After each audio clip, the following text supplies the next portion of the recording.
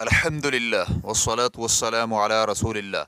چاروں مذاہب میں سے صحیح ترین مذہب کون سا ہے؟ سوال کیا گیا ہے ائمہ اربعہ میں سے کون سے امام صحیح راستے پر اور جماعت المسلمین میں سے ہیں؟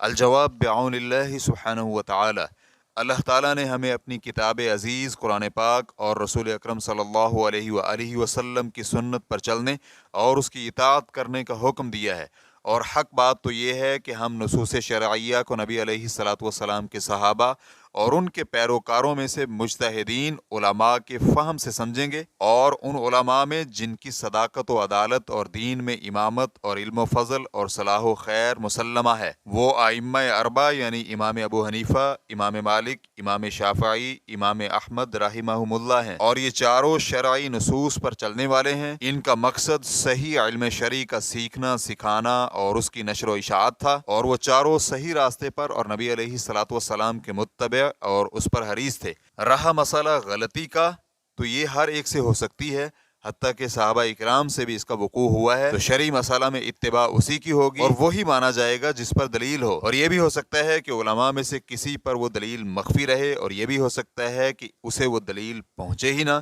لیکن دوسرے عالم کو یہ دلیل پہنچ جائے، تو یہ دلیل کا حاصل نہ ہونا ان کے علم و فضل میں جرا اور قدع نہیں، اور نہ ہی اس سے ان کی عدالت میں کوئی فرق آتا ہے۔ ان میں سے ہر ایک حق کا طالب تھا اور اسے نشر کرتا تھا،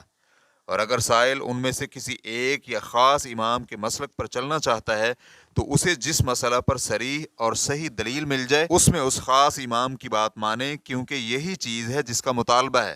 اور اگر دلیل نہیں ملتی تو ان میں سے کسی ایک کے ساتھ تعصب نہ کرے بلکہ حق کی اتباع کرے، اور یہ جائز نہیں کہ ہر ایک قول میں نبی علیہ الصلاۃ والسلام کے علاوہ کسی اور کی اتباع کا اعتقاد رکھا جائے۔ تو علماء کی کلام میں سے وہ کلام جو دلیل کے موافق ہوگی اسے مانا جائے گا، اور عامی شخص جو دلائل میں غور و فکر اور موازنہ نہیں کر سکتا وہ اس ثقہ عالم کے فتویٰ پر عمل کرے گا جس پر اسے اعتماد اور بھروسہ ہے۔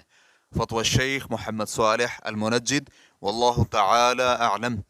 اسلام QA ریکارڈنگز، مؤسسۃ الشیخ محمد صالح المنجد، المملکۃ العربیۃ السعودیہ، فتویٰ نمبر 5523۔ والسلام علیکم ورحمۃ اللہ وبرکاتہ۔